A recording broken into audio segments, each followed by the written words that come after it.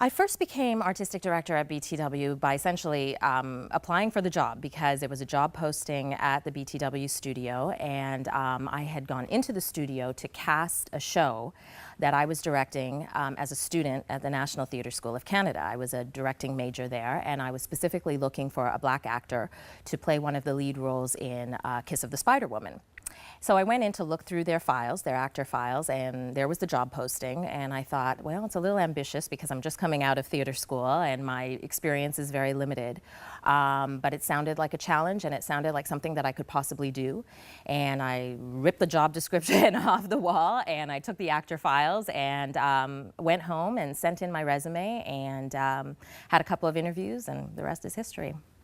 Some of the challenges for me personally stem from the fact that I was very young at the time. I was 21 years old, and though I had a lot of energy and a lot of ambition, I didn't really have a lot of experience. And every once in a while I think about that time and I wonder what Jackie Webb, who was the president of the board, was thinking when she hired me. And I think that she was hoping for some change at BTW, and I think the board really recognized that it was time to infuse some new energy into the company. And I think that was the hope in hiring me, because I'm pretty sure they knew I had very limited experience. And so I came into the job, and I had all of these huge ideas, and then very soon realized I had very little know-how in terms of administration, arts administration, how to apply for grants, how to fundraise, how to market.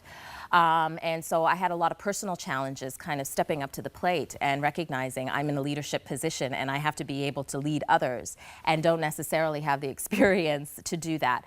But again, I was so lucky because I had incredible people working for me. I had a very supportive board of directors and some really excellent staff members who understood, you know, who I was and what my limitations were, and kind of led me through the process. And I learned so much, you know. There's so many things that I experienced during that time that I still use today in my teaching and in my work as an executive director or as a producer, as a director. So I'm very, very grateful for that opportunity. But it was a challenge.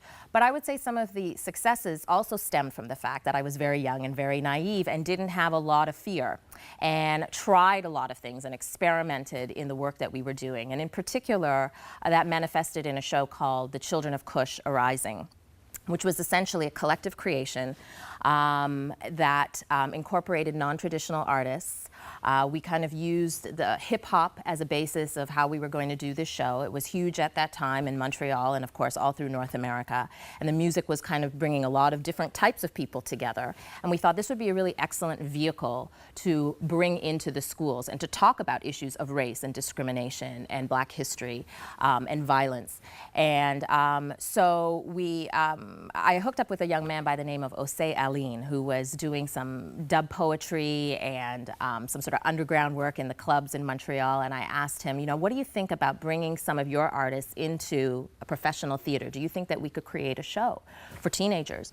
And he said, well, I don't know, but we'll try it. And so we did, and so we had break dancers and rappers and poets, along with professional actors and professional singers, and we created this show that we thought may tour a little bit within Montreal, and you know, that'll sort of be it. And it kind of had its own little following. And before we knew it, we were asked to present at the Kennedy Center for Performing Arts at a youth festival there. And we were shocked about that, but we got on a train and we went down and we participated and we performed and we did very, very well. And then that led to BTW's first US tour. And it all happened so quickly. But I would say that was one of the big successes of my time at BTW. Some of the individuals that I worked with during my time as artistic director included Amanda Strawn, incredible singer, actor, Alex Chapman, Don Jordan, Osei Aline, Irvin St. Louis, and a young man by the name of Derek Steele, who was our musical director and DJ on The Children of Kush Arising, and ended up becoming my husband. So my time at BTW worked out both professionally and personally, and I was really lucky because it was a time where there was a lot of new artists coming through BTW as well as some of the veterans, and so it was nice to see the exchange of knowledge. We also, I think, for the first time started working a lot with Haitian actors, bilingual actors, a lot of artists of color who were from the sort of French diaspora in Africa, and so it was a very eclectic mix of people of color, essentially, but it wasn't really specific to one culture, and I think that that was one of the strengths during that time. Since I left BTW, I ended up winning a Fellowship of the Americas from the Kennedy Center for Performing Arts, and it was largely because the Children of Kush Arising performed at that youth festival. I studied throughout the United States, and after that I decided it was time for me to get my master's, and I went back to Toronto and I got an MFA in directing at York University. After that, my husband and I moved to the United States, and I was a producer at the East Bay Center for Performing Arts in Richmond, California. Then we moved to Houston, Texas, and I became an adjunct professor of theater at the University of Houston downtown. And I am currently the executive director of Katy Visual and Performing Arts Center. We're a nonprofit art center just west of Houston. I just want to wish BTW a happy 40th anniversary. I just can't believe that it's been, so long. It's been 15 years since that I was at BTW, and while I was there, we celebrated 25 years. And the time has gone by so quickly. And I want to say, keep on doing what you're doing. It's really important that this theater company survive and is a voice in Canada.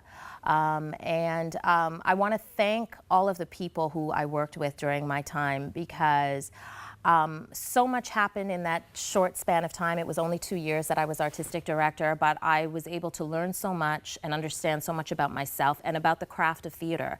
And I think that that's one of the incredible things about BTW, was that it gave people the opportunity to try. It gave people the opportunity to experiment.